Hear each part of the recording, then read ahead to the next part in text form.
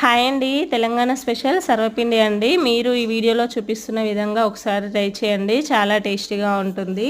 దీనికోసం అయితే ముందుగా ఒక కప్పు బియ్యపిండి తీసుకొని అందులో ఒక స్పూన్ కారము, ఒక స్పూన్ ఉప్పు, ఒక స్పూన్ అల్లం వెల్లుల్లి పేస్టు, సన్నగా కట్ చేసుకున్న ఉల్లిపాయ ముక్కలు, కరివేపాకు, కొత్తిమీర, వేయించి పెట్టుకున్న పల్లీలు, నానబెట్టుకున్న శనగపప్పు, 2 స్పూన్ల నువ్వులు వేసుకొని అలాగే చిటికెడంత పసుపు కూడా వేసుకొని వాటర్ ఏమి వేయకుండా ముందుగా ఇవన్నీ పిండిలో కలిసేలాగా కలుపుకోవాలి. ఆ తర్వాతకి కొద్దిగా వాటర్ వేసుకుంటూ పిండి మిశ్రమం అనేది చపాతీ పిండి కంటే కాస్త లూజ్గా కలుపుకొని పక్కన ఉంచుకోవాలి. ఇప్పుడు ఒక వెడల్పాటి మందపాటి గిన్నె తీసుకొని ఒక స్పూన్ ఆయిల్ పోసుకొని తగినంత పిండి ముద్ద తీసుకొని వీడియోలో చూపిస్తున్న విధంగా గిన్నెకి ఒత్తుకోవాలి. ఇప్పుడు స్టవ్ వెలిగించి లో టు మీడియం ఫ్లేమ్లో సర్వపిండి అనేది కాల్చుకోవాలి.